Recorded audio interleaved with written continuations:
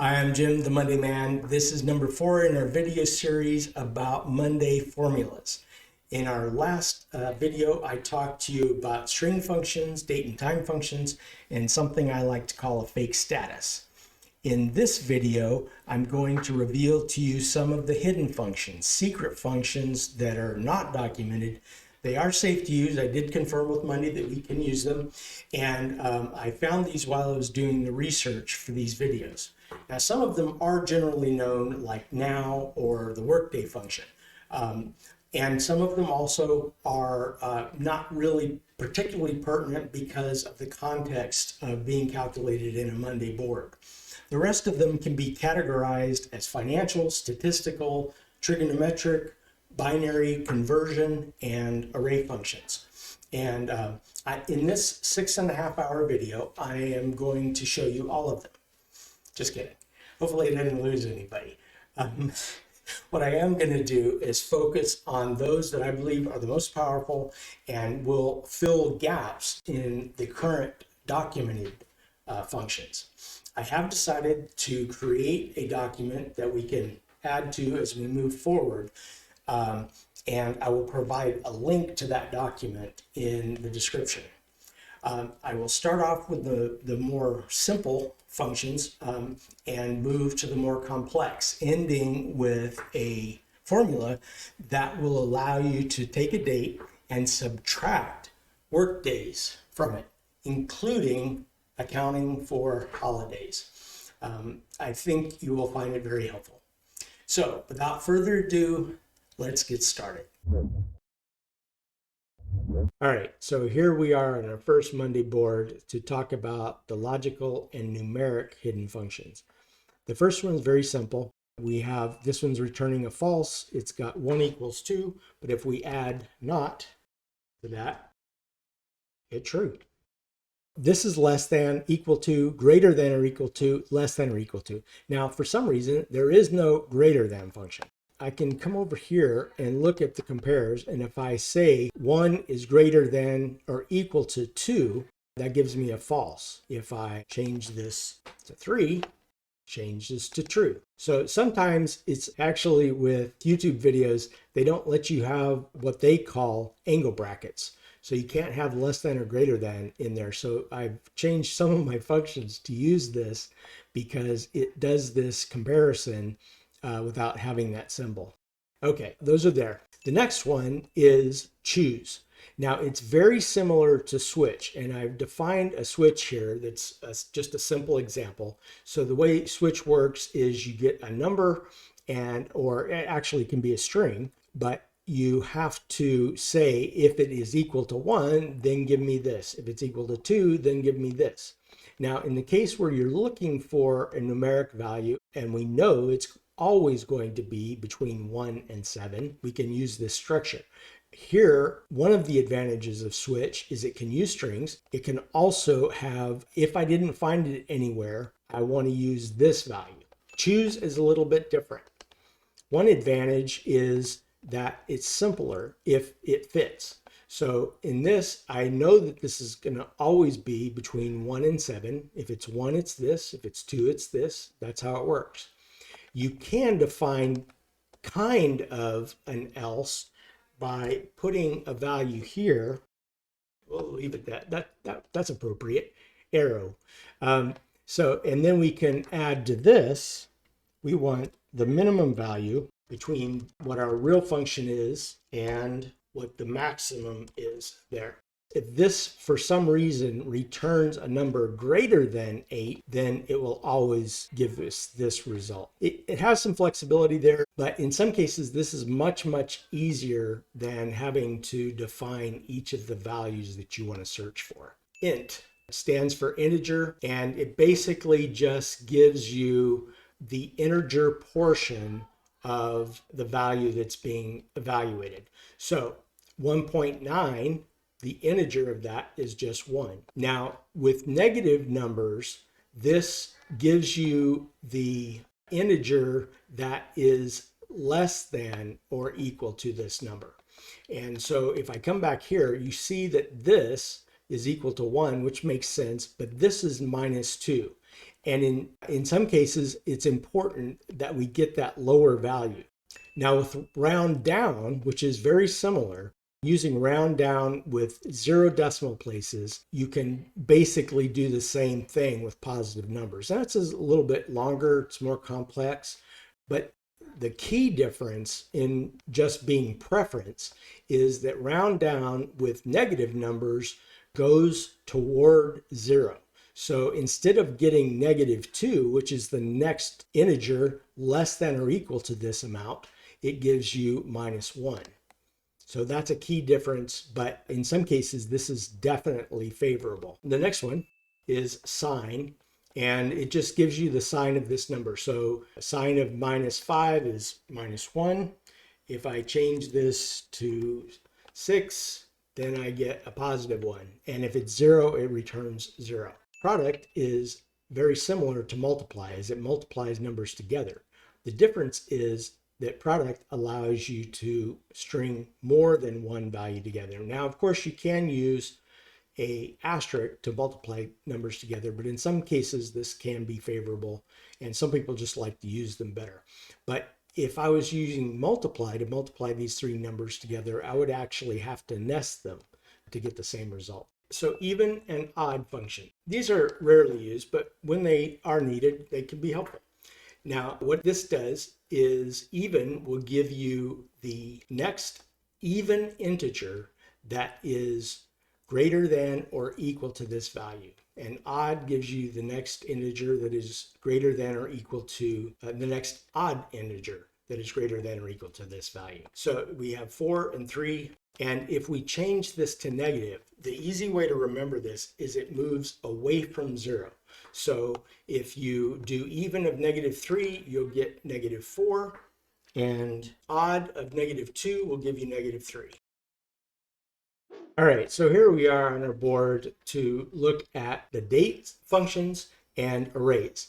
Now, why in the world would I combine dates and arrays together? Well, that's because there are some array functions that are required to use the date functions to their fullest capability. So we'll start off with the first few simple date functions, and then I'll look at the arrays and I'll explain a little bit more why we need them as we go forward.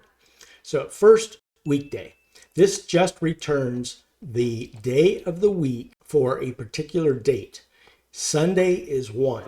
So we have 12/1 of this year, and that is a Wednesday.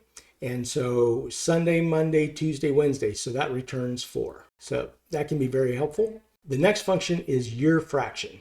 And what this does is it gives you the time between two dates in terms of a year. And it gives you a decimal value. So you can, as you see right here, it can give you fractions.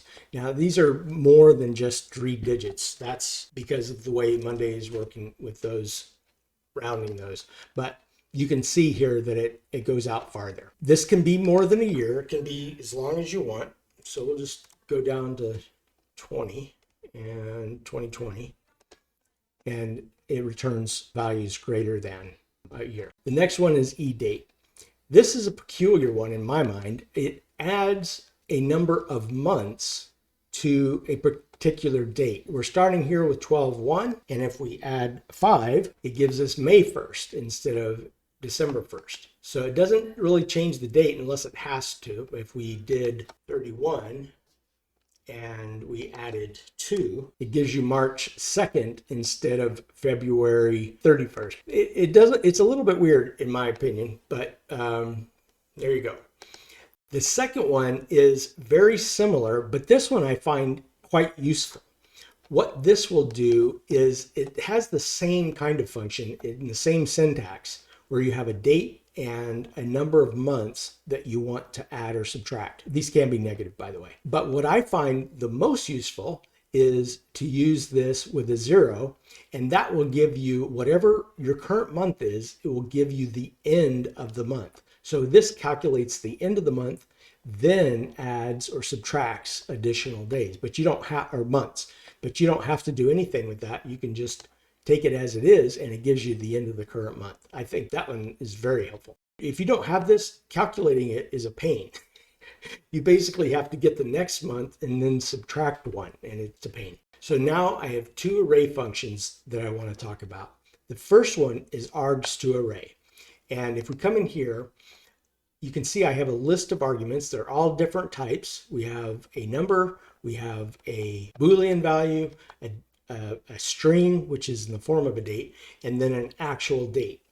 And all of those can be combined. It displays them with commas separating them, but this is actually an array. Here we have kind of the opposite. What this does is it takes a string and then splits it into an array, which each element being defined by whatever this delimiter is. So in this case, I have two dates and I split that with a space. And so this creates, and you can see here, because it displays the individual array elements with a comma separating it, that it's actually done that. So holidays is a list of dates. Here we just have two, separated by a comma. And I want to point out that I'm using slashes here instead of dashes. I have found that to be the most consistent. You want to make sure that you're using the same here as you're using in your date functions. I'm also using a formula column instead of a text column. That's because I want to be able to only have to edit it once. So basically by using a formula column, it exists for every row in the board. The second thing is over here in the split, and I'll get into some detail on this in a minute, but the split has to occur inside your date function. So you have to use a split to get that array function. Over here, I have a column where I'm showing how to use the split function, but this gets reinterpreted as a string. So I can't use that column reference and have it work as an array. I need to have that split function or args to array inside of my date function. And then Workday works similar to add days, where you take a date and you can add a number of days to it. Workday, however, will skip weekends. We can also skip holiday, which I will show you in a minute, but we'll take a look first at this. Is 12, 6, and 19 days. So if we look on our calendar here, we have 6, there's 2, 3, 4, 5, and then all the way here is 10, and all the way here is 15, 16, 17, 18, 19. So that's 19 days. Now, Workdays is very similar to Workdays, and it takes a date and another date and compares the number of days between those two days. With NETWORKDAYS, though, it excludes weekends and optionally holidays. Let's take a look now how this works. Now, one thing I want to point out on the NETWORKDAYS is it includes the starting dates. The dates are inclusive. So this is 20. We're adding 19. So it's counting the 6th as a workday as well. Now to add in the holidays, we're going to do comma, split, and we're going to use the holidays that we have defined there. And that is delimited with a comma. So that takes us out to January 4th. Now this is incorrect because we're not counting the holidays here. So we'll add in the holidays here as well. And again, so this is counting the starting date. So now we have 20 network days. There you go.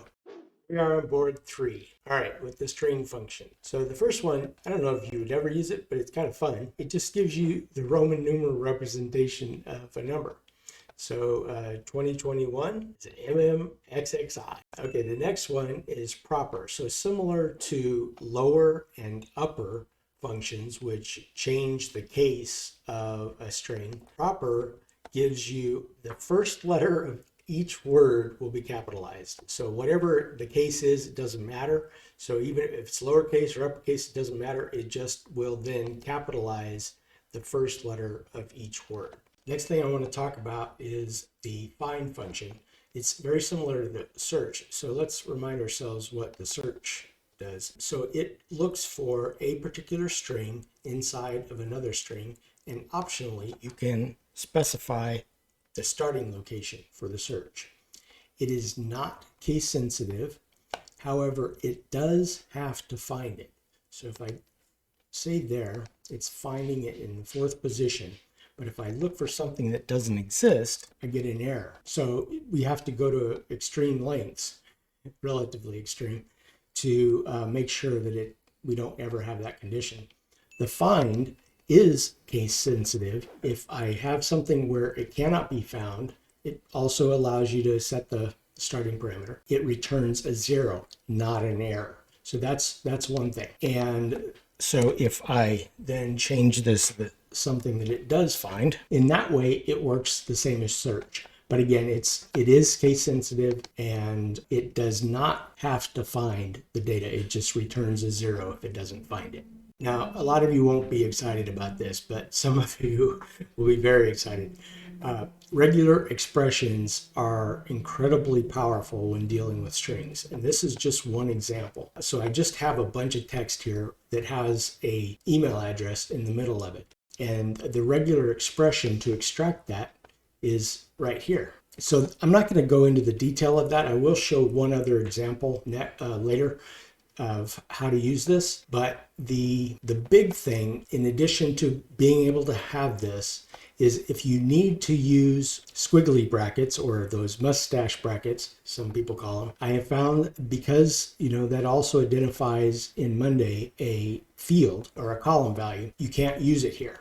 What you can do is reference it as another value. So here I have a value here that contains the squiggly brackets, and I can use that now by doing it that way. The last thing is, I have not found a way to be able to identify flags. So if anybody figures that out, please let me know, because I tried everything I could think of. So there are no flags available as far as I'm concerned at this point, but it is still a very powerful. There's REGEXTRACT, REGEXMATCH, and REGEXREPLACE. One thing also on the replace is you can replace with null values. That's something that the substitute function does not do, but the REGEXREPLACE does. We are in our last board, and the first thing I want to talk about, these are just two examples. So the first one is in the contact calculation for changing the order of a name. In the last video, we showed you how to do it using string functions, and it's a little complicated. We were able to make it work, but we needed a helper function, which is this contact2 value, which adds some spaces at the end and trims out extras to make that work. Now let me just show you, comparing the two functions.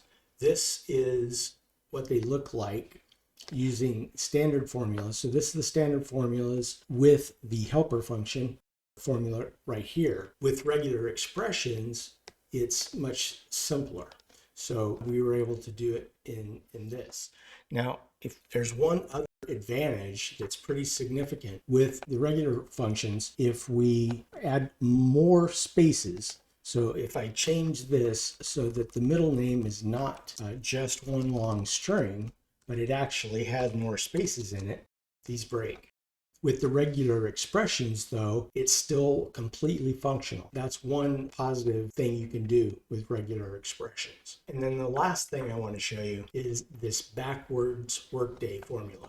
So what it relies on mostly is the NETWORKDAYS using the holidays. So what I have here is a date, and then I want to subtract the number of days here from this date, but I want it to be work days, and I want to consider holiday. So if we changed this date to, say, January 1st, and we wanted to go back 19 days, it takes us back to where we were. If we include the way this one calculates, it does not count the starting date. So it actually needs 20. It works the same way the NETWORKDAYS does. Okay, so I'm going to post this because I used this comparator here instead of the greater than symbol. So I should be able to post this text in the description. So I'm going to try to do that. All right, that's it for today, everybody. Appreciate you joining us. If you found this video enlightening, useful, helpful, please hit the like button. And if you haven't already, subscribe. Till next time, I'm Jim, the Money Man.